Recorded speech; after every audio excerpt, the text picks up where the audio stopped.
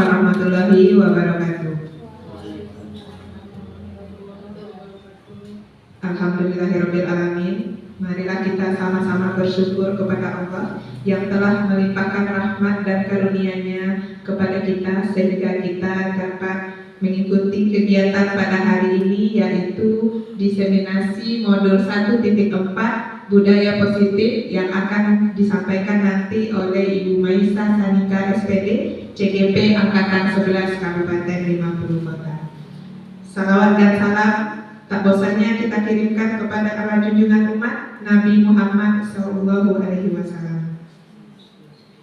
Yang terhormat Ibu Kepala UPTD SDN 01 Biobang, yang kami hormati Bapak dan Ibu Majelis Guru UPTD SDN 01 Biobang, teristimewa kepada Ibu Maisa Sanika yang akan membagikan ilmunya nanti kepada kita bersama.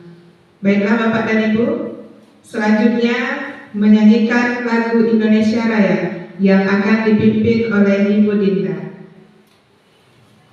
Hadirin dimohon berdiri.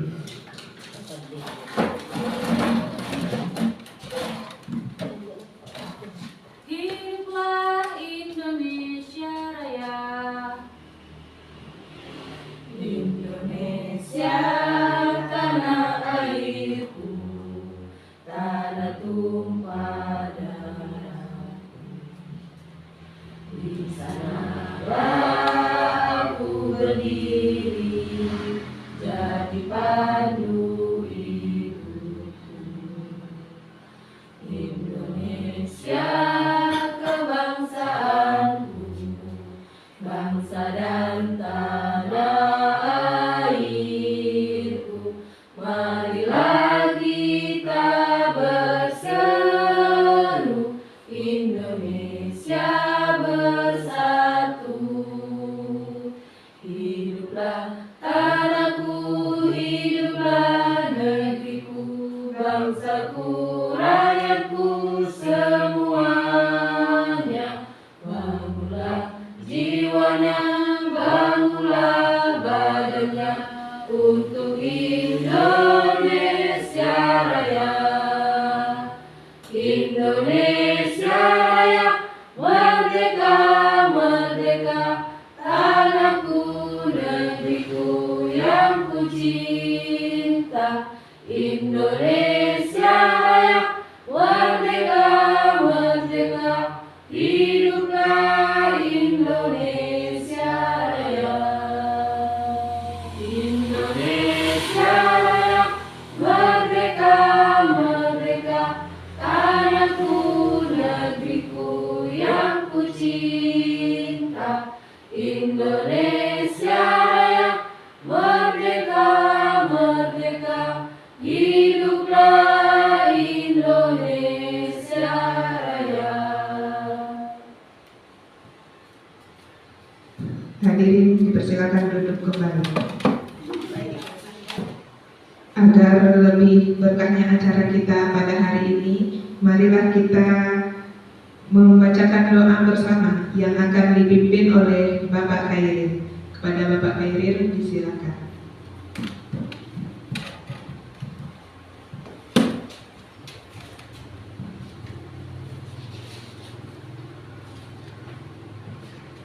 Assalamualaikum warahmatullahi wabarakatuh. Waalaikumsalam. Marilah kita bersama-sama menyampaikan doa supaya agar acara kegiatan kita ini diberkahi oleh Allah SWT dengan membacakan Al-Fatihah.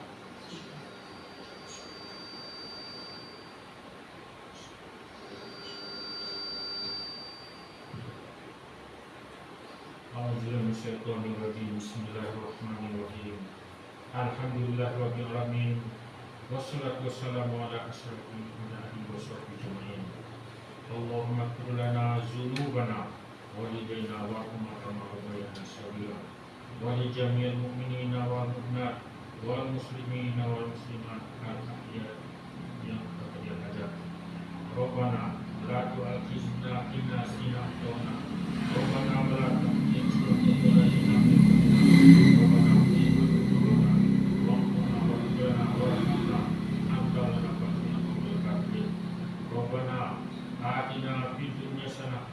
wa fil akhirati hasanah wa qina adzabannar.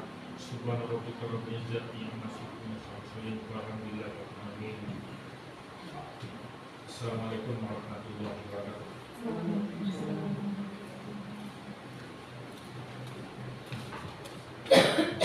Semoga dengan dibacakan doa tadi lancarlah acara kita dari awal sampai akhir internetnya. Amin ya rabbal alamin. Selanjutnya sepatah kata dari Kepala UPTD SDN 01 Biobang kepada Ibu Aulia Pratiwi SPD, kami silakan.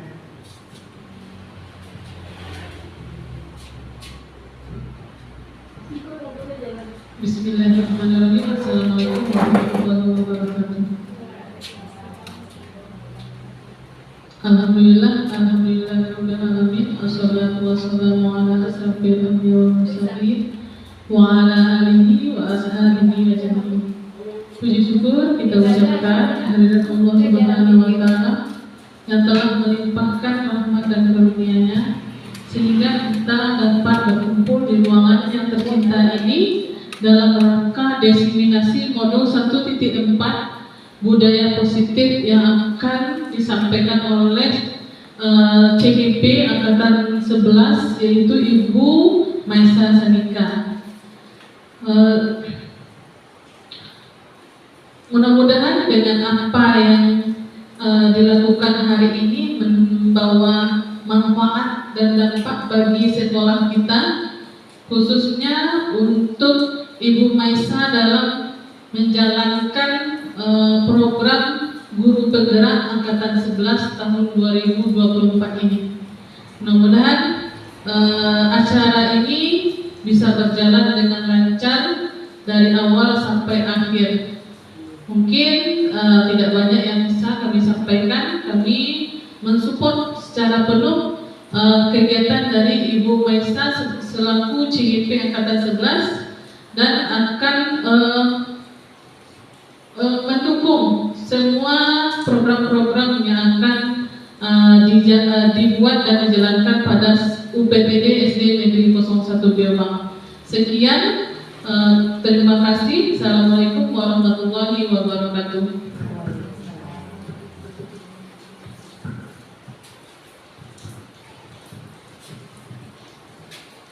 Baiklah Bapak dan Ibu semuanya, marilah kita dengarkan bersama diseminasi modul 1.4 budaya positif yang akan disampaikan oleh Ibu Maisa Sanika SPD, CGP Angkatan 11 Kabupaten 50 Kota. Kepada Ibu Maisa Sanika disilakan.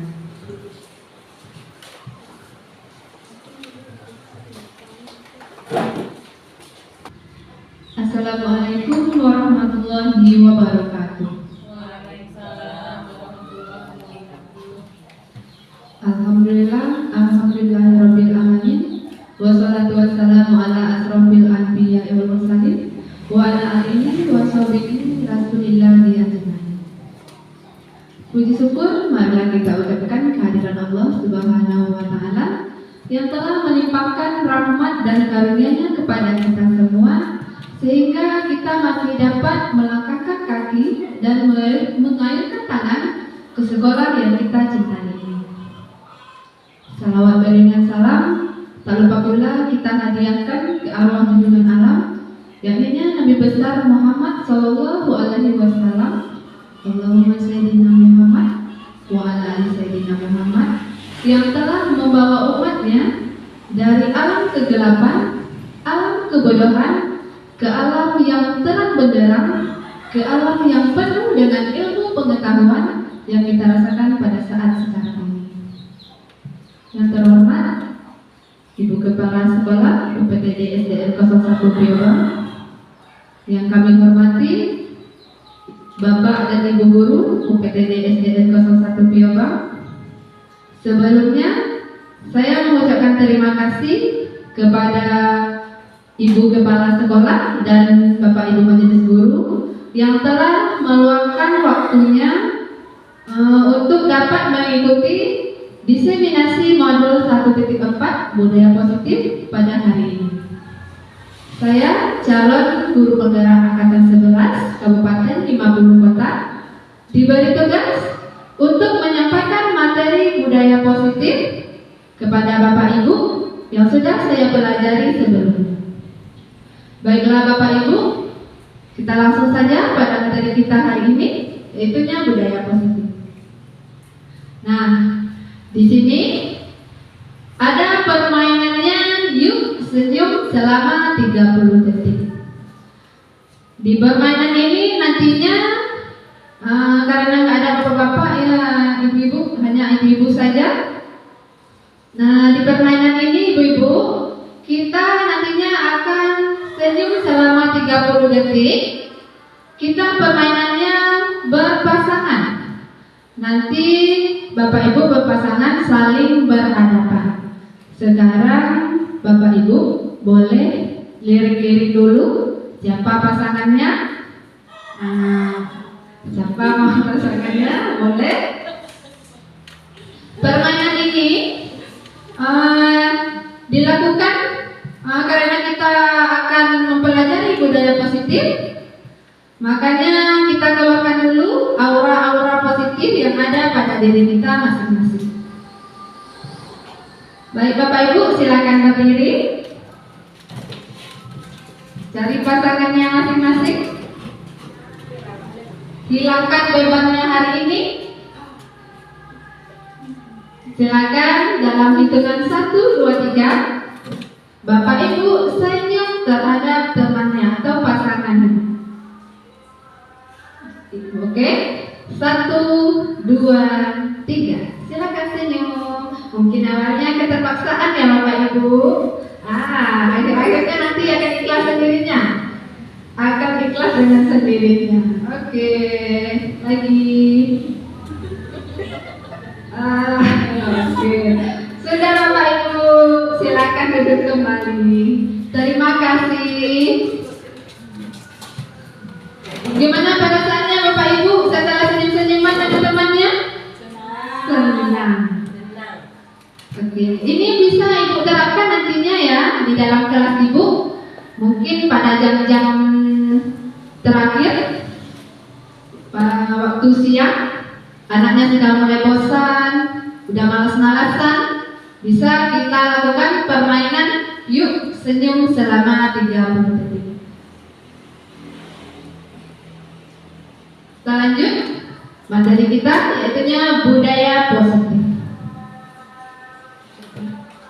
Apa itu budaya positif?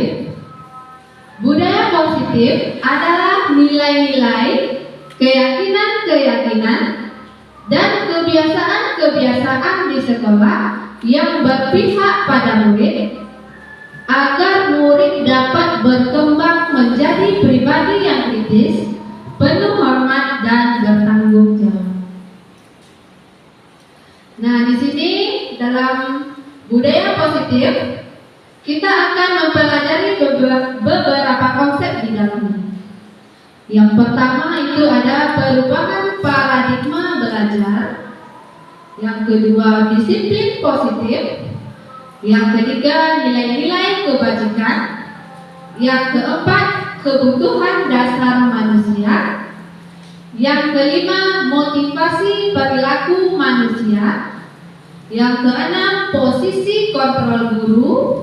Yang ketujuh keyakinan kelas. Dan yang terakhir itu segitiga restitusi. Kita lanjut.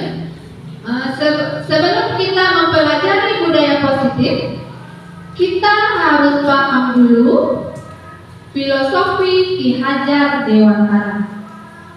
Di sini Ki Hajar Dewantara menjelaskan bahwa tujuan pendidikan yaitu menuntun segala kodrat yang ada pada anak-anak agar mereka dapat mencapai keselamatan dan kebahagiaan yang setinggi-tingginya, baik sebagai manusia maupun sebagai anggota masyarakat.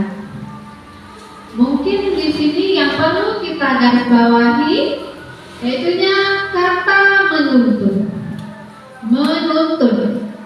Menuntun di sini mungkin kita mendampingi dan mengantarkan anak didik kita ke sebuah tujuan dengan melakukan bimbingan untuk mencapai keselamatan dan kebahagiaan yang setinggi-tingginya sesuai dengan kodrat anak. Kodrat yang sudah dimiliki oleh anak dan sudah ada dalam diri anak. Anak itu bukan lagi seperti kertas kosong yang tidak ada isi, tetapi anak itu seperti kertas yang sudah ada isinya, kertas putih yang sudah ada isinya, tetapi tulisannya samar-samar. Jadi itulah kodrat yang sudah dimiliki olehnya. Next, pembelajaran dengan paradigma baru. Mungkin dulu waktu kita sekolah, baik itu di SD, SMP, ataupun SMA, kita mungkin pernah mendengar perkataan guru seperti ini. Kalau tugas kamu tidak selesai, ibu akan marah. Kalau kamu tidak ingin bersekolah dengan baik atau sekolah dengan sungguh-sungguh, ibu akan marah. Kamu harus seperti ini, kamu harus seperti itu. Kalau tidak, ibu akan seperti ini, ibu akan seperti ini. Jadi kita masih memaksakan kehendak kita sebagai guru.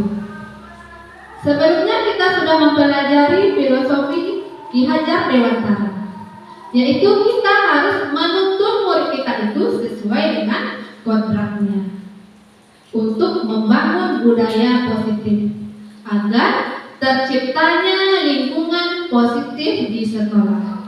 Kalau lingkungan positif di sekolah sudah tercipta, maka lingkungan sekolah kita akan menjadi aman dan nyaman di sekolah.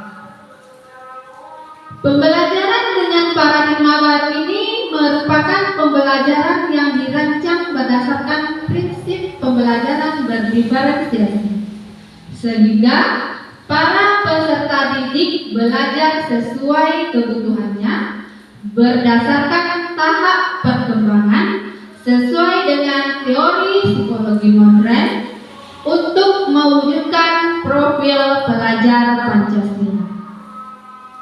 Di sini ada prinsip pembelajaran berdiferensiasi sehingga peserta didik belajar sesuai kebutuhannya. Berarti di sini bisa kita kaitkan dengan filosofi Ki Hajar Dewantara. Kita menuntut murid itu sesuai dengan kodratnya, sehingga kita akan melakukan pembelajaran itu sesuai dengan kebutuhan murid. Karena kebutuhan setiap murid kita itu berbeda-beda. Jangankan murid, kita saja sebagai guru memiliki kebutuhan yang berbeda-beda. Selanjutnya, di sini kita lakukan permainan lagi ya Bapak Ibu. Kita melakukan permainan coba buka. Oke, di sini permainannya ada yang bertugas sebagai A dan yang bertugas sebagai B. Kita dalam permainan ini masih berpasangan ya Bapak Ibu. Berpasangan, nanti ada yang bertugas sebagai A dan B dengan tugas yang berbeda-beda.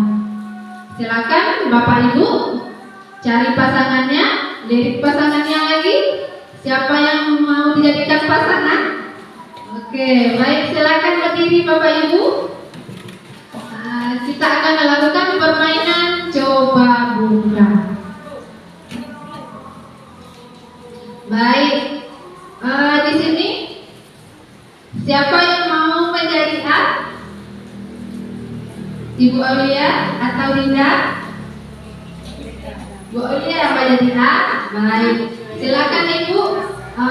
Mohon bantuannya untuk membacakan tugas dari A. Tugas A, mengembangkan salah satu tangan Anda. Coba Anda bayangkan bahwa Anda menyimpan sesuatu yang sangat berharga di dalam kepala tangan Anda. Anda perlu menjaga benda tersebut sekuat tenaga Anda karena begitu pentingnya untuk kehidupan Anda. Bapak Ibu? Itu tugas dari A. Yang bertugas sebagai A, udah paham tugasnya? Sudah. Baik. Sekarang yang bertugas sebagai B, Dinda sebagai B, mohon bantuannya untuk membacakan tugas dari B. Tugas B, mencoba dengan segala cara untuk membuka kepalan tangan Anda. Teman Anda B boleh membujuk, menghardik, mengintimidasi, memarahi, menggoda, menggelitik, bahkan menawari Anda uang agar Anda bersedia membuka kepala tangan Anda. Baik, terima kasih Bu Dinda. Udah paham tugas B yang bertugas sebagai B? Sudah. Baik, Bapak Ibu, sekarang silakan yang bertugas sebagai A. Bayangkan sesuatu yang sangat berharga yang perlu Ibu jaga nantinya sekuat tenaga dan Ibu simpan di dalam kepala tangan Ibu. Sudah Bapak Ibu, sudah disimpan yang sangat berharganya di dalam kepala tangannya? Sudah. Siapa yang mau ke depan untuk mencoba permainan kita? Silakan. Ibu Ed.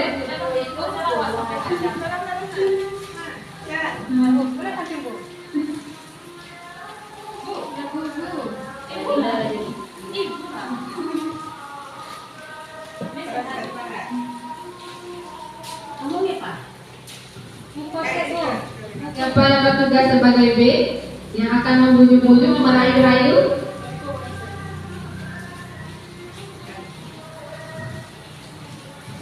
Dulu.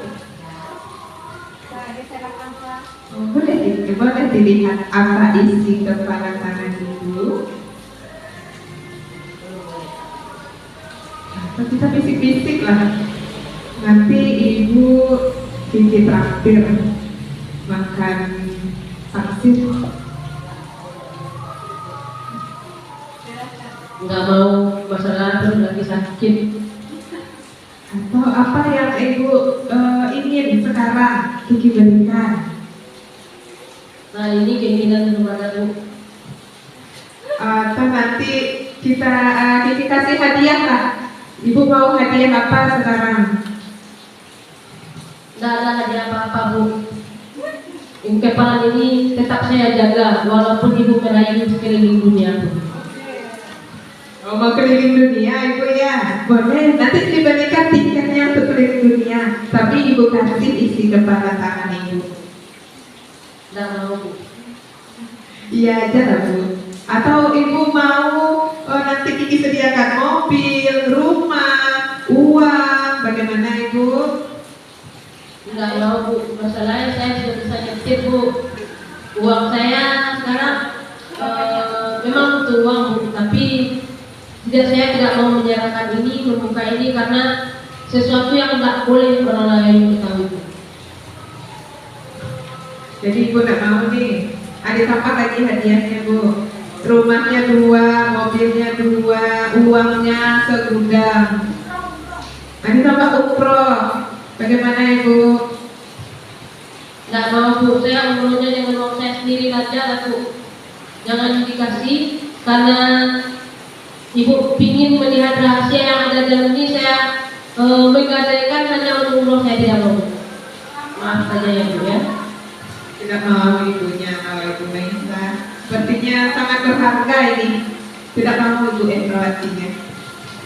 Terima kasih Bu Endrawati dan Bu Kiki. Silakan duduk kembali. Oke, tidak mau ya Bu Kiki. Bu Endrawatinya membuka kepala tangannya. Kira-kira apa ya isi kepala tangannya Bu Endrawati sehingga tidak mau setelah dibujuk sama Bu Kiki, sudah digoda, sudah dirayu dengan uang tadi ya, dengan mobil, dengan umroh, tetapi Bu Endrawati belum juga mau membuka kepala tangannya. Kira-kira apa isinya ya Bu Endrawati kepala tangannya? Sebetulnya kepala tangan yang saya pertahankan itu kalau sekarang atau saya bicarakan, berarti kalau sudah saya bicarakan saya sudah membukanya sendiri berarti kepala tangan yang ada di dalam tangan saya itu adalah sangat rahasia.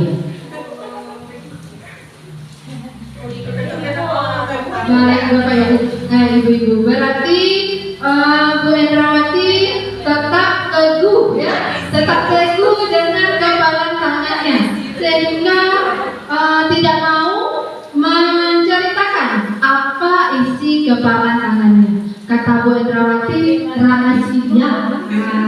Rahasia. Oke, kita hargai ya, kita hargai pendapatnya Bu Endrawati, karena itu sesuai dengan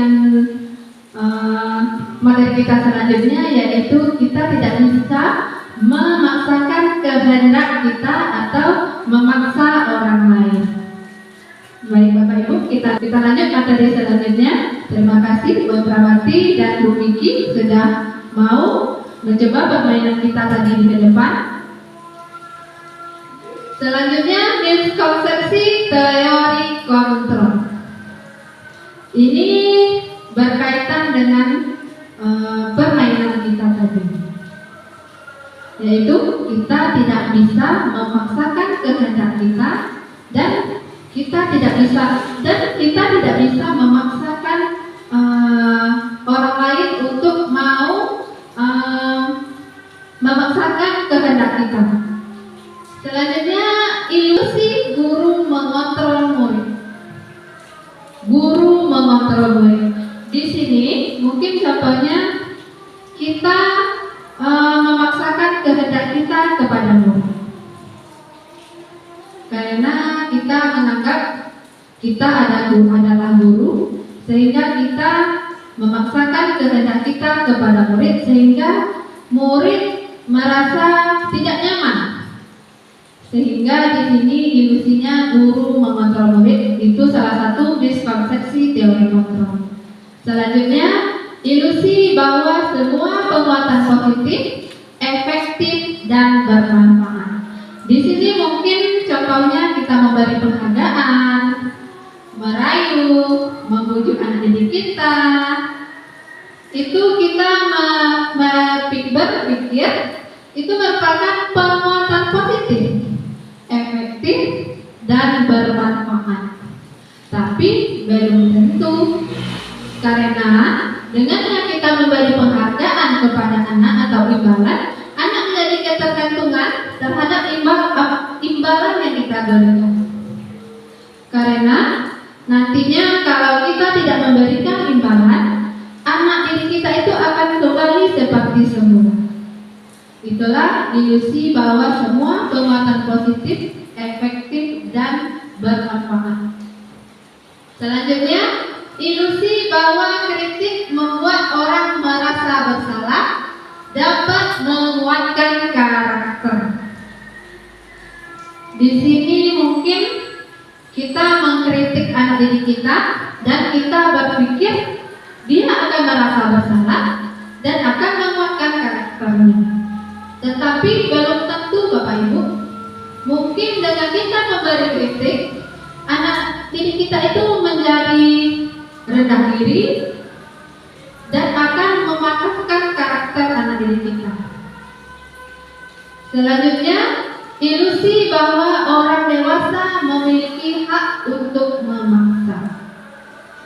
Di sini orang dewasa memiliki hak untuk memaksa.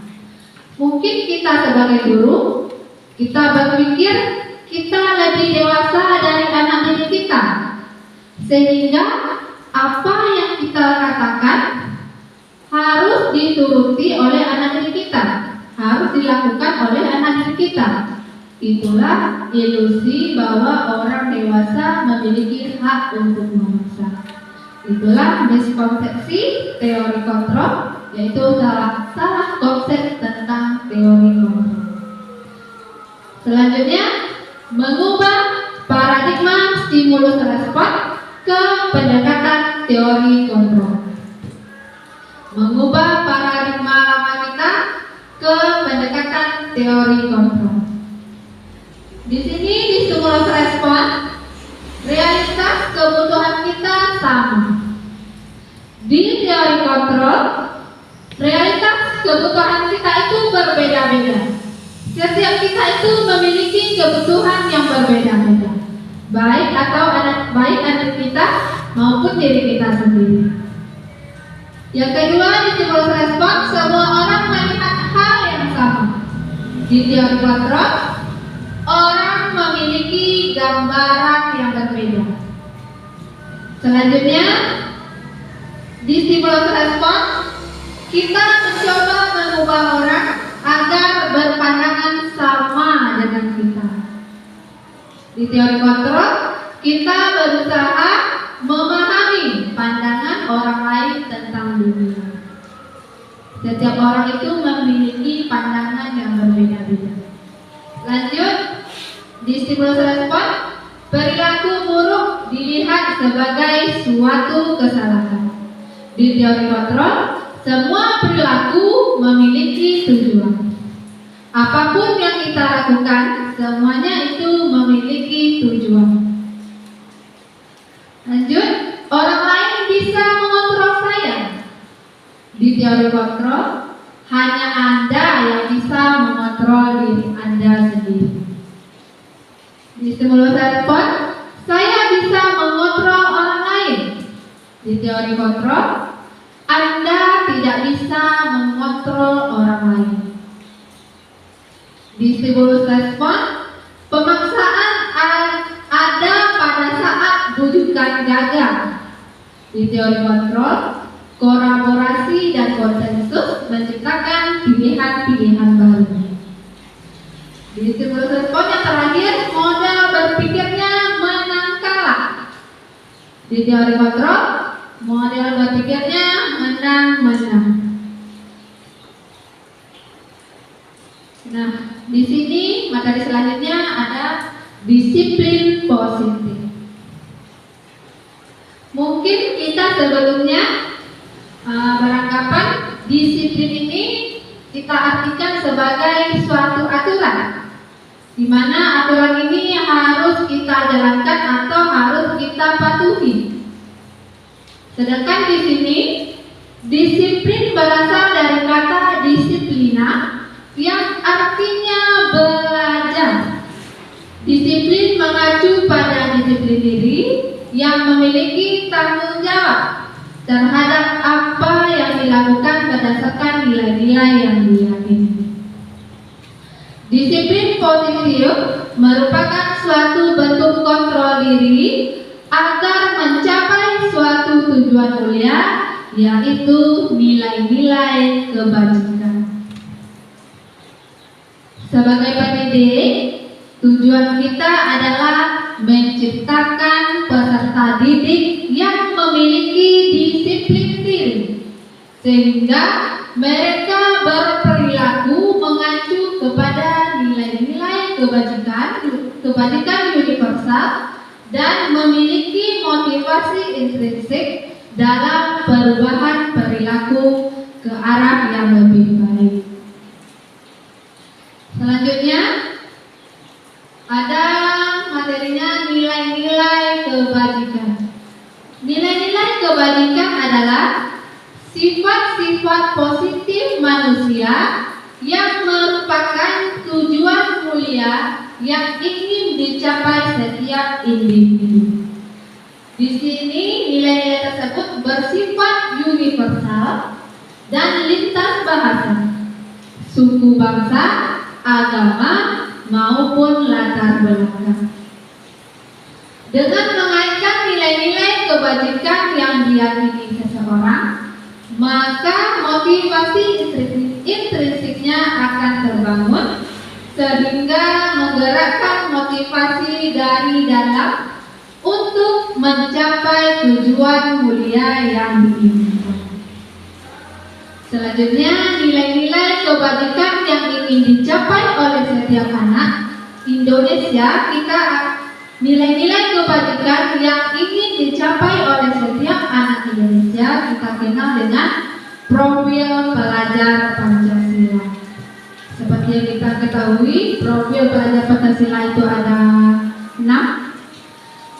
Mungkin tidak asing lagi bagi Bapak Ibu, dan Bapak Ibu sudah mengetahuinya juga. Kita lanjut. Kebutuhan dasar manusia.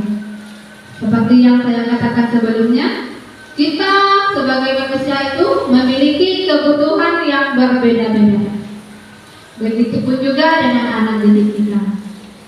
Kebutuhan dasar manusia adalah sesuatu yang kita lakukan untuk mendapatkan apa yang kita inginkan.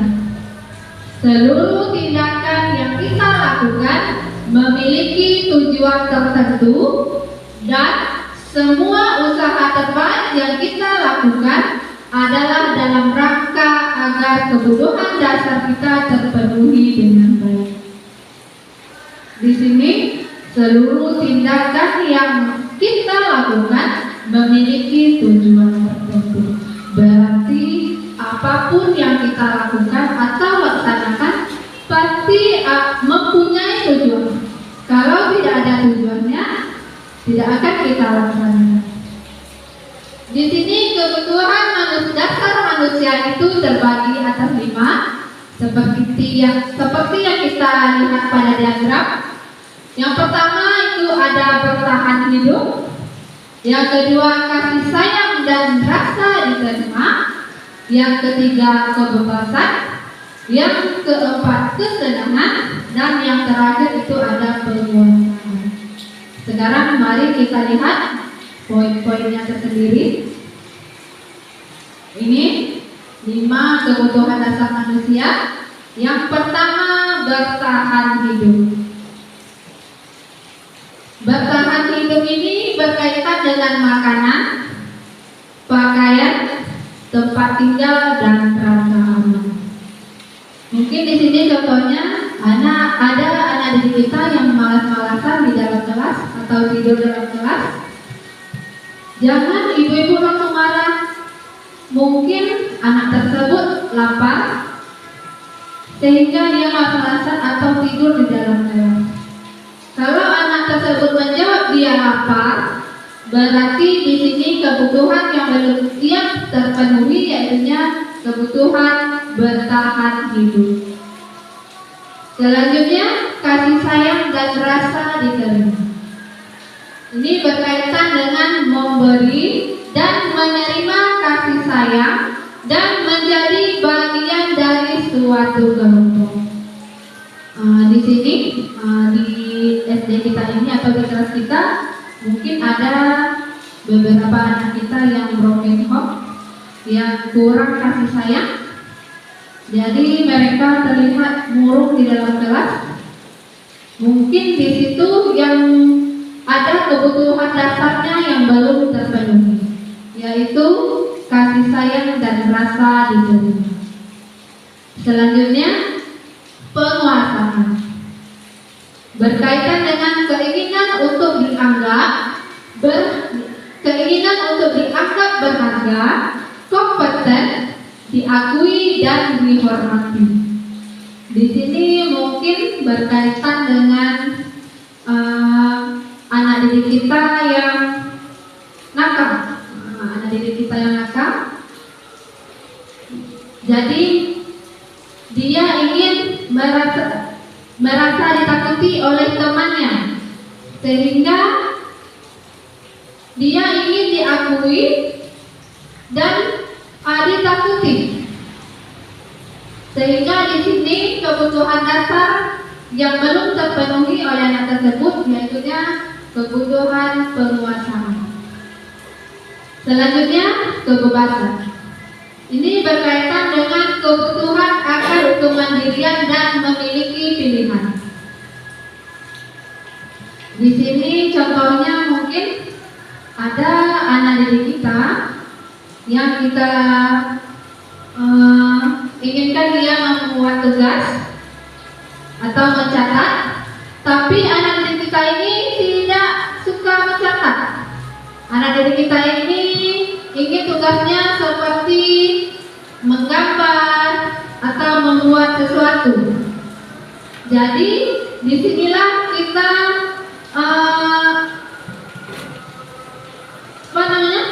kita konsep filosofi Ki Hajar Dewantara tadi, kita melakukan pembelajaran kepada anak itu sesuai dengan kebutuhannya. Berarti anak tersebut ingin menggambar dan ingin melakukan sesuatu, maka kebutuhan dasar yang belum terpenuhi yaitunya kebebasan. Selanjutnya, kesenangan. Ini berkaitan dengan kesenangan dan bermain dan tertawa. Mungkin contohnya di dalam anak kelas kita ada anak kita yang suka usil dengan temannya, mengganggu temannya. Setelah kita tanya, mungkin jawabannya dia senang seperti itu. Berarti itu kebutuhan dasar yang belum terpenuhi yaitunya kesenangan. Itulah kebutuhan 5 kebutuhan dasar manusia. Selanjutnya ada sebuah kasus tentang kebutuhan dasar manusia. Boleh Ibu Ina membacakan kasus yang ada di depan? Ya, baiklah. Saya bacakan kasusnya. Ibu Ambar, guru wali kelas 2A di SD Pelita Hati, sedang bingung menghadapi ulah salah satu murid di kelasnya, Farul. Beberapa anak di kelas 2A telah datang padanya dan mengeluhkan Farul yang seringkali meminta bekal makan siang mereka dengan paksa. Jika Anda menghadapi situasi seperti Ibu Ambar, apa yang akan Anda lakukan? Menurut Anda, kira-kira apa alasan Farul melakukan hal itu?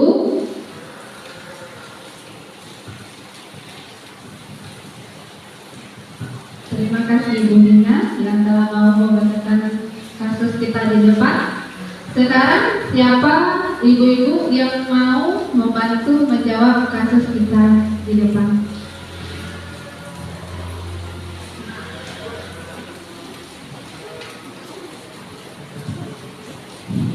Terima kasih atas kesempatannya Ibu Mensa. Di sini saya mencoba menjawab pertanyaan yang ada pada kasus di depan. Apa yang akan Anda lakukan jika kita menemukan kasus ini? Yang saya lakukan tentu memanggil anak atau memanggil Farul. Nah, tentu kita harus cari tahu dulu dari anaknya langsung. Kalau dari kasus yang di depan ini mungkin banyak kebutuhan dasarnya yang tidak terpenuhi. Salah satunya saja ini dia meminta bekal.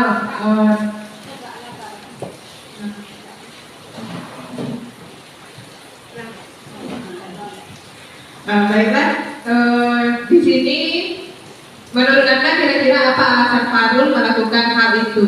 Mungkin ada beberapa kebutuhan dasarnya yang tidak terpenuhi, seperti dia meminta bekal makan siang. Ini mungkin saja di rumahnya tidak ada makanan, makanya dia meminta bekal makan siang kepada temannya.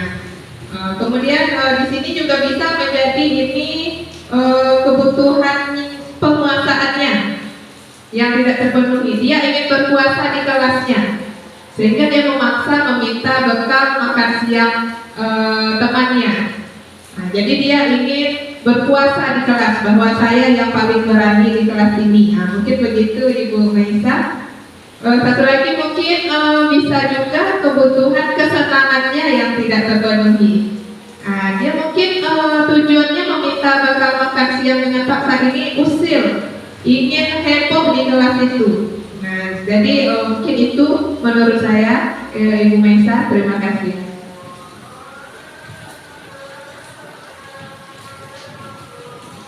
Kita ucapkan terima kasih kepada Bu Nini.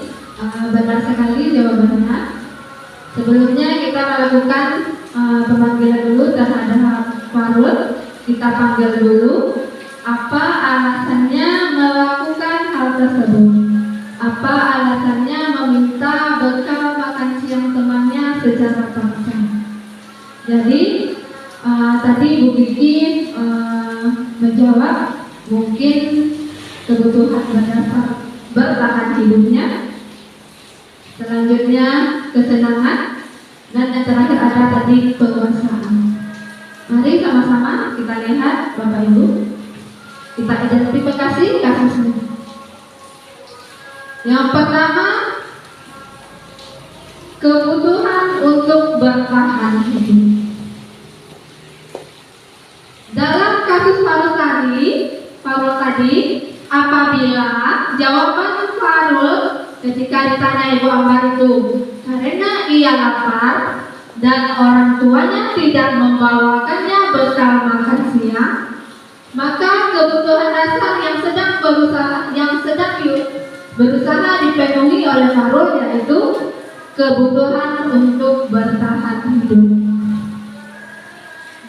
Selanjutnya, kasih sayang dan rasa diterima.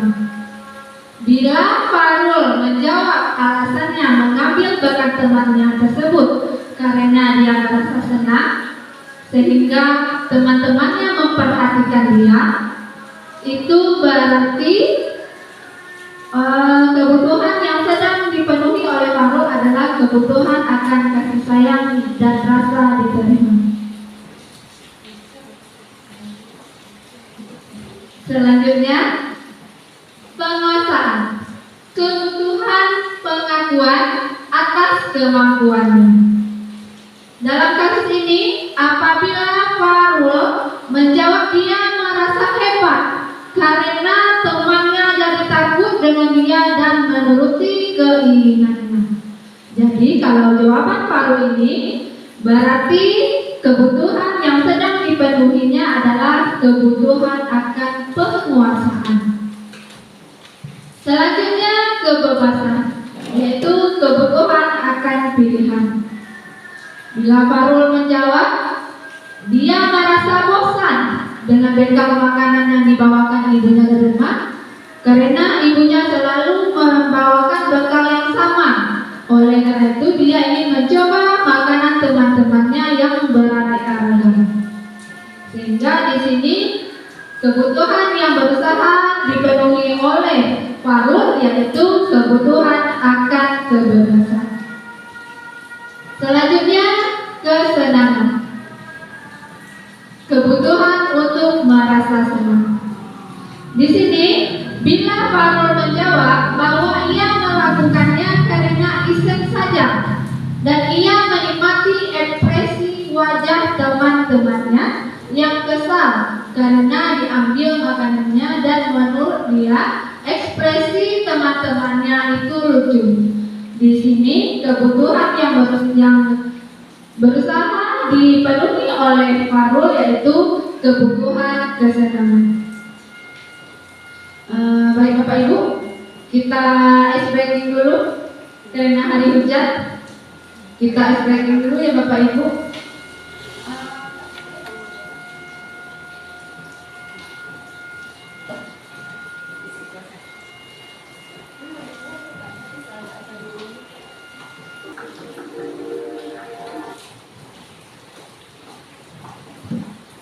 Baik Bapak Ibu, kita ice breaking dulu sebentar. Silakan Bapak Ibu, silakan Ibu-ibu berdiri dulu.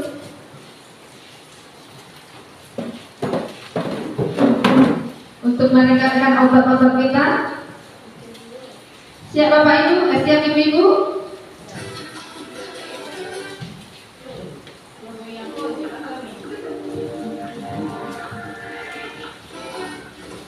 Silakan ikuti gerakannya Ibu-ibu.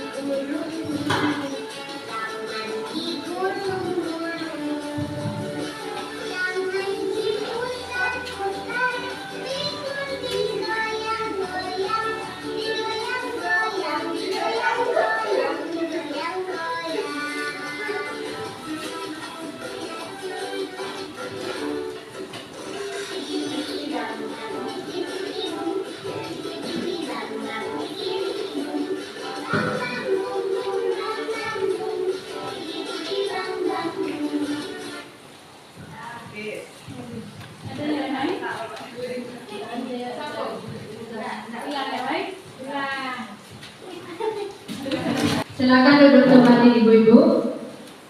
Gimana rasanya? Udah renggang otaknya sedikit? Sudah panas? Karena di hujan mungkin nggak panas ya ibu-ibu.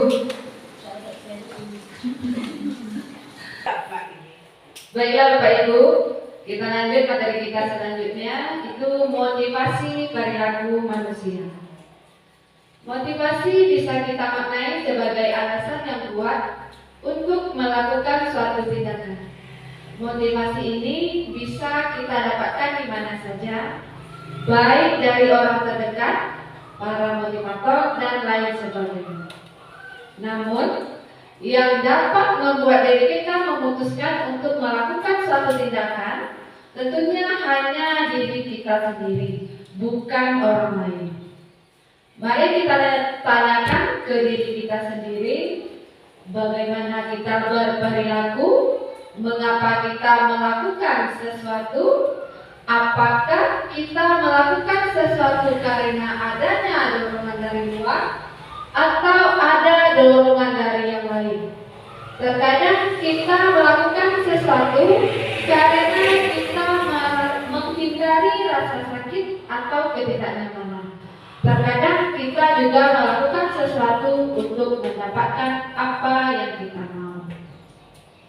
Sekarang mari kita lihat motivasi perilaku manusia itu terbagi atas dua, yaitu motivasi eksternal dan motivasi internal. Motivasi eksternal ini berasal dari luar diri kita sendiri, sedangkan motivasi internal ini berasal dari dalam diri kita sendiri. Motivasi eksternal terbagi atas dua lagi. Yang pertama yaitu hukuman, yaitu untuk menghindari ketidaknyamanan. Contohnya, anak melakukan sesuatu itu karena takut dihukum. Itulah contoh dari hukuman. Selanjutnya, penghargaan, untuk mendapatkan imbalan atau penghargaan dari orang lain. Contohnya di sini anak melakukan sesuatu itu karena ingin mendapatkan imbalan, penghargaan ataupun hadiah yang kita berikan. Kalau kita tidak berikan imbalan, anak kembali lagi ke sifatnya yang semula. Itulah motivasi eksternal, yaitu hukuman dan penghargaan. Selanjutnya, motivasi internal itu bisa kita lakukan dengan restitusi, yaitu untuk menjadi orang yang mereka inginkan dan menghargai diri sendiri dengan nilai-nilai yang mereka percaya. Motivasi itu berasal dari diri mereka sendiri, bukan dari orang lain. Lanjut, tujuan dari disiplin positif adalah menanamkan motivasi yang ketiga, yaitu motivasi intrinsik pada murid-murid kita, yaitu untuk menjadi orang yang mereka inginkan dan menghargai diri sendiri dengan nilai-nilai yang mereka percaya. Ketika murid-murid kita memiliki motivasi tersebut, mereka telah memiliki motivasi intrinsik yang berdampak jangka panjang, motivasi yang tidak akan terpengaruh pada adanya hukuman ataupun hadiah. Mereka akan tetap berperilaku baik dan berlandaskan nilai-nilai kebajikan karena mereka ingin menjadi orang yang menjunjung tinggi nilai-nilai yang mereka hargai. Dan di sini ada sebuah kuis. Silakan Ibu baca-baca dulu. Kira-kira tindakan guru tersebut termasuk hukuman atau konsekuensi? Boleh, pertanyaan yang pertama itu mencatat 100 kali di dalam buku kalimat, saya tidak akan terlambat lagi karena terlambat sekolah. Kira-kira ini termasuk apa Bapak Ibu? Hukuman. Lanjut, yang kedua, lari mengelilingi lapangan basket 2 kali karena terlambat hadir di sekolah. Hukuman apakah atau konsekuensi konsekuensi hukuman. Lanjut yang ketiga, murid diminta untuk push up 15 kali karena tidak menggunakan masker ke sekolah. Hukuman ataukah konsekuensi? Hukuman. Menggantikan kertas tugas teman yang telah dicoret-coret. Konsekuensi. Yang kelima, membersihkan tumpahan air di meja tulis karena tersentuh pada saat belajar. Konsekuensi. Yang keenam, meminta murid tidak mengenakan sepatu seharian di sekolah karena tidak mengenakan sepatu hitam. Hukuman. 7, lari mengelilingi lapangan basket 2 kali karena terlambat 10 menit untuk pelajaran PJOK. Konsekuensi. Sekarang mari kita lihat jawabannya. Apakah jawaban kita benar? Yang pertama itu hukuman, yang kedua hukuman, yang ketiga hukuman, yang keempat konsekuensi, yang kelima konsekuensi, yang keenam hukuman, dan yang ketujuh konsekuensi. Betul sekali Bapak Ibu. Inilah perbedaan antara hukuman, konsekuensi, dan restitusi. Kalau hukuman itu berkaitan dengan tidak terencana atau tiba-tiba, murid tidak tahu apa yang terjadi. Selanjutnya bersifat satu arah, dan yang terakhir berupa hukuman fisik atau psikis. Kalau konsekuensi itu terencana atau disepakati sesuai aturan, murid tetap dibuat tidak nyaman, dan sikap guru selalu memonitor murid. Sedangkan restitusi, proses menciptakan kondisi bagi murid untuk memperbaiki kesalahan, proses kolaborasi yang mengajarkan murid untuk mencari solusi sendiri. Itulah restitusi. Jadi dibedakan ada 3, yaitu hukuman, konsekuensi, dan restitusi. Selanjutnya, posisi kontrol guru. Posisi kontrol guru ini terbagi atas 5, yaitu penghukum, pembuat merasa bersalah, teman, pemantau, dan manajer. Mari kita lihat dulu, kita menonton dulu.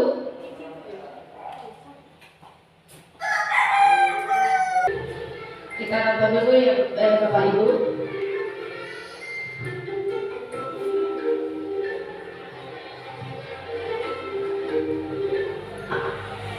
Sudah saya katakan pada kamu, kalau tidak mau belajar, tidak usah ganggu teman yang lain.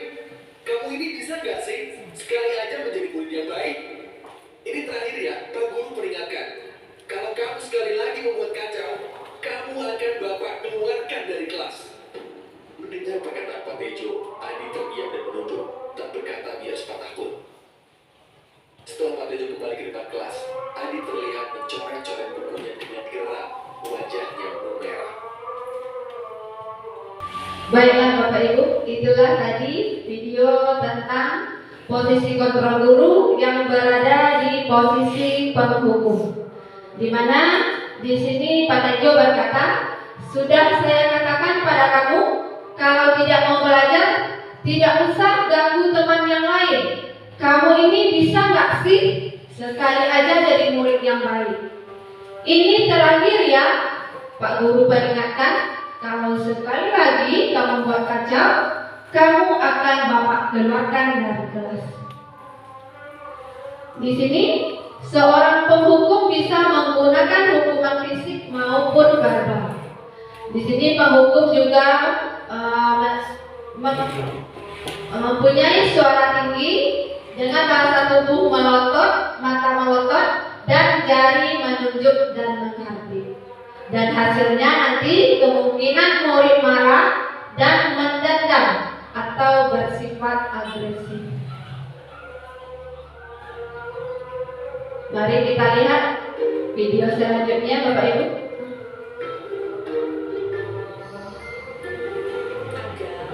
Ibu kecewa sekali. Ini kan tanaman sudah kita siram dan rawat bersama-sama. Kenapa kamu cabut? Teman-teman sudah susah-susah membawa motor. Kita merawat dari dia masih bibit kecil sekali. Sekarang kamu cabut begitu saja. Ibu sedih sekali.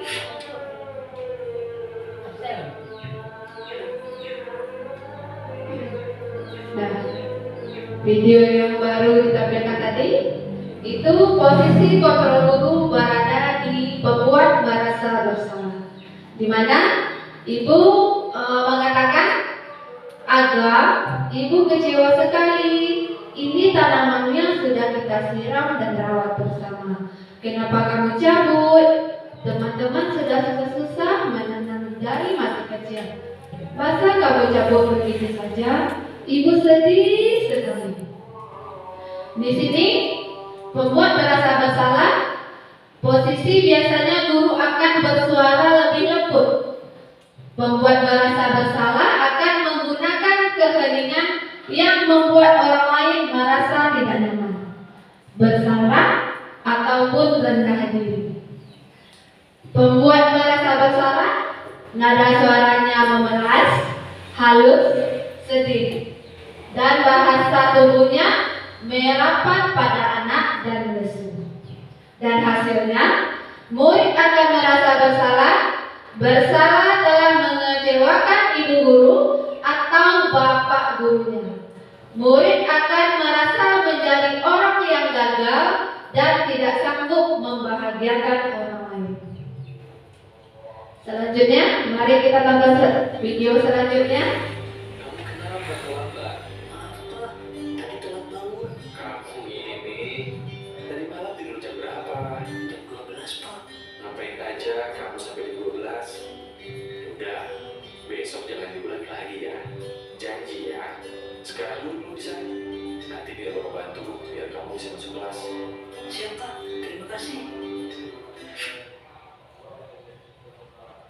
Dan itulah posisi kontrol guru yang ketiga, yaitu teman, di mana bapaknya berkata, sekarang kamu duduk dulu ya, nanti bapak bantu biar bisa masuk ke dalam kelas. Di sini pada posisi teman, guru tidak akan menyakiti murid, namun akan tetap berupaya mengontrol murid melalui persuasi. Posisi teman pada guru bisa negatif ataupun positif. Pada posisi teman, nada guru ramah, akrab, dan bercanda. Dengan bahasa tubuh merapat pada murid, mata dan senyum jemaah. Dan hasilnya, murid akan merasa senang dan akrab dengan guru. Ini termasuk dampak yang positifnya. Hanya saja di sisi negatif, murid menjadi tergantung pada guru tersebut. Bila ada masalah, dia merasa bisa mengandalkan guru tersebut untuk membantunya. Mari kita lihat video selanjutnya, Bapak Ibu.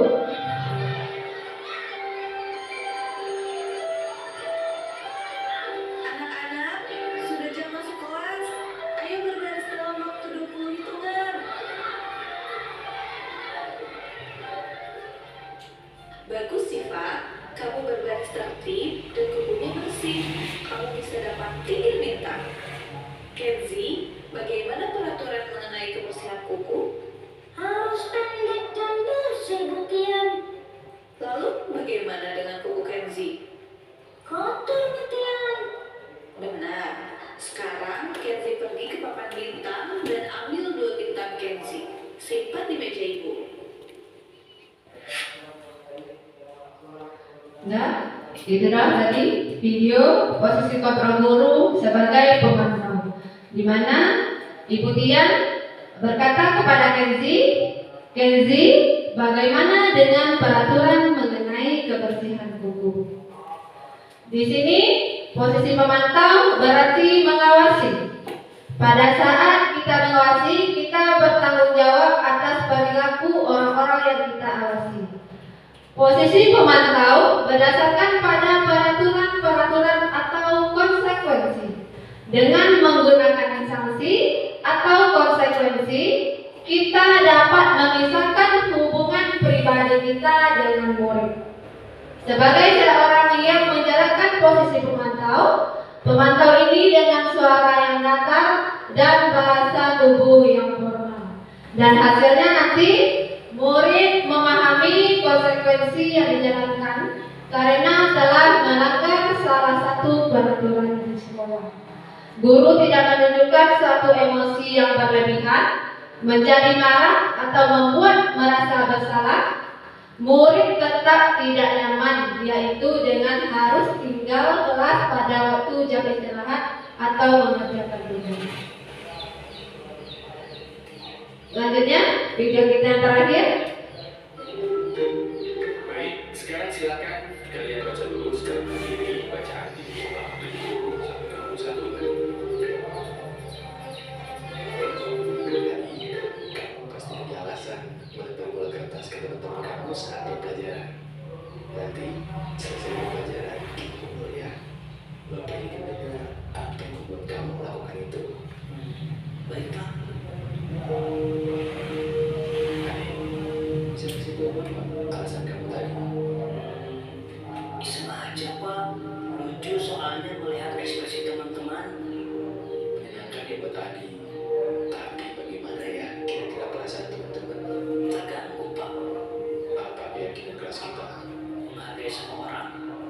Apakah Adi sudah melihat seperti itu? Bagaimana agar Adi bisa melihat seperti itu? Minta maaf kepada teman dan Bapak.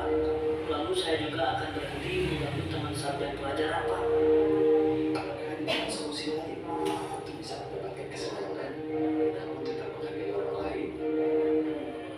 Bermain bersama teman saat jam istirahat atau jeda antara pelajaran. Kalau Bapak mengadakan bermain peran lagi seperti semester kemarin, bagaimana, Pak? Seru sekali waktu itu. Baik, Bapak hargai usaha Adi untuk memperbaiki diri. Terima kasih juga sarannya ya Adi. Bapak akan coba lakukan. Nah, itulah video kita terakhir, posisi kontrol guru manajer. Di mana di sini Bapak mengatakan, bisakah kamu kasih tahu Bapak apa alasan kamu melakukan itu? Apa keyakinan kelas kita? Bagaimana cara Adi agar terlihat seperti itu atau menghargai orang lain? Di posisi manajer, guru berbuat sesuatu bersama dengan murid, mempersilahkan murid mempertanggungjawabkan perilakunya, mendukung murid agar dapat menemukan solusi atas permasalahannya sendiri. Manajer suaranya dengan nada suara tulus, bahasa tubuh tidak kaku, mendekat pada murid. Di manajer, murid diajak untuk menganalisis kebutuhan dirinya maupun kebutuhan orang lain. Di sini penekanannya bukan pada kemampuan membuat konsekuensi, namun dapat berkolaborasi dengan murid bagaimana memperbaiki kesalahan yang ada. Selanjutnya, inilah 5 posisi kontrol guru. Di sini masuk kepada identitas manakah kita? Identitas gagal, identitas berhasil, dan identitas berhasil melalui kontrol diri. Di sini identitas gagal yaitu kontrol diri dari luar, yaitu kita sebagai penghukum dan pembuat merasa bersalah. Identitas berhasil kontrol dari luar itu pada posisi teman dan pemantau. Identitas berhasil atau sukses kontrol diri itu berada pada posisi manajer. Selanjutnya, berada di posisi manakah kita selama ini? Siapa yang bisa memberikan pendapat? Berada di posisi manakah kita selama Indrawati. Baiklah, terima kasih atas waktu yang diberikan. Setelah melihat dan menghayati apa yang di depan video tadi, saya mungkin termasuk yang tidak berkenan di yang kita inginkan. Posisi saya penghukum ya, pemantau ya, teman iya, yang satu lagi pembuat merasa bersalah. Saya mungkin di posisi manajer saya susah begitu. Mungkin karena dari yang tua, dari tua-tua seperti yang guru seperti kami ini, dari dulu mungkin turun-temurun seperti itu. Masalah kami di sekolah dulu saya dihukum, sering diberi seperti orang bersalah. Mungkin itu yang belum bisa diperbaiki. Terima kasih.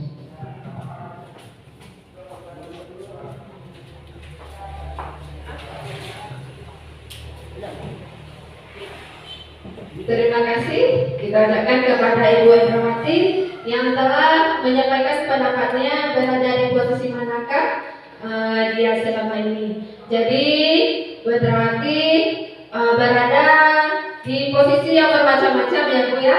Ada yang posisi penghukum, pembuat merasa bersalah, teman, dan memantau. Tapi manajer belum ya Bu ya. Kita usahakan nanti ya Bu. Sama seperti saya sendiri, mungkin sebelumnya saya berada di posisi penghukum dan membuat merasa bersalah. Jadi nanti kita akan bersama-sama memperbaiki diri supaya kita nanti berada di posisi manajer. Kita melakukan perubahan itu secara bertahap. Baik, kita lanjutkan. Keyakinan kelas. Mengapa keyakinan kelas? Mengapa bukan peraturan kelas? Siapa yang bisa membantu? Mengapa keyakinan kelas bukan peraturan kelas? Bisa? Keyakinan kelas itu berasal dari keyakinan dari seluruh murid. Kalau peraturan kelas itu berasal dari satu arah, yaitu dari gurunya saja. Begitu Bu Maisa. Terima kasih Bu Aulia. Benar sekali. Keyakinan kelas adalah kesepakatan yang dibuat bersama antara guru dan siswa untuk menciptakan lingkungan belajar yang positif dan produktif di dalam kelas. Sedangkan peraturan kelas itu biasanya seperti yang disebut oleh Pak Bia tadi, yaitu dibuat oleh satu arah, yaitu hanya guru sendiri tanpa melibatkan siswa. Keyakinan kelas adalah sebuah pernyataan yang bersumber dari nilai-nilai kebajikan untuk memotivasi dan menggerakkan warga kelas sehingga terciptanya budaya positif. Untuk membentuk suatu keyakinan kelas ada beberapa yang dilakukan. Itu bersifat abstrak, berupa pernyataan universal, dibuat dalam pernyataan positif, sedikit saja agar mudah diingat dan sesuai dengan kondisi kelas dan sekolah sehingga mudah diterapkan. Semua warga sekolah dan warga kelas dilibatkan saat membuat keyakinan kelas. Dan inilah dokumentasi yang saya lakukan dalam membuat keyakinan kelas.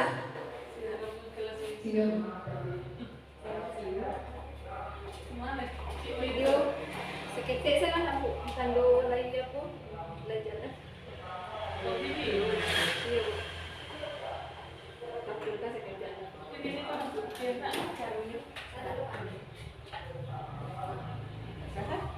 Videonya. Assalamualaikum warahmatullahi wabarakatuh.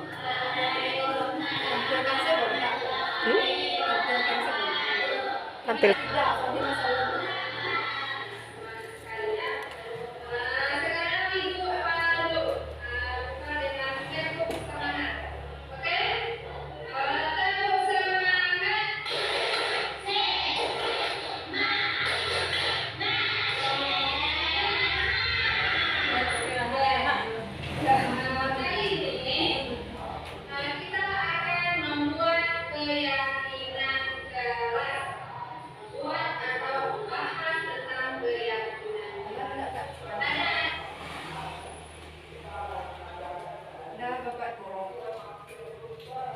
Nah Bapak Ibu, itulah tadi video kita dalam melakukan atau membuat keyakinan keras. Kita lanjut, materi selanjutnya itu ada segitiga restitusi. Segitiga restitusi adalah suatu proses dialog yang dijalankan oleh guru agar dapat menghasilkan murid yang mandiri dan bertanggung jawab. Hal ini dilakukan untuk membantu murid agar lebih memiliki tujuan, disiplin positif, dan memulihkan dirinya setelah berbuat salah. Dalam melakukan segitiga restitusi, ada 3 hal yang harus kita lakukan. Yang pertama itu menstabilkan identitas, selanjutnya validasi tindakan yang salah, dan yang terakhir menanyakan keyakinan keras. Ini ada dokumentasi segitiga restitusi yang saya lakukan.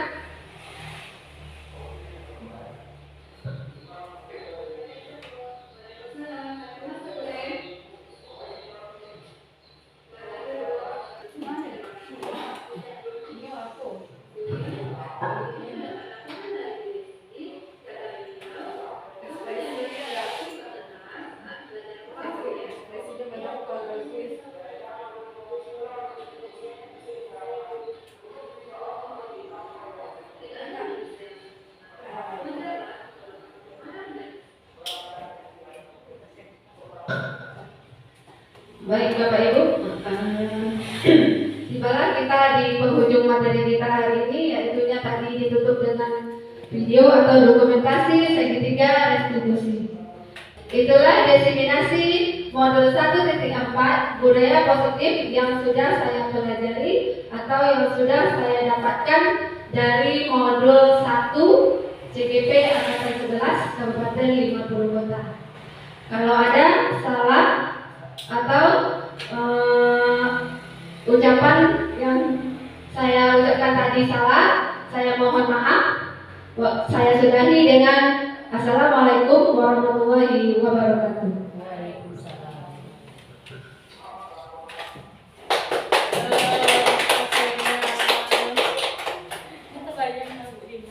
Mengucapkan terima kasih.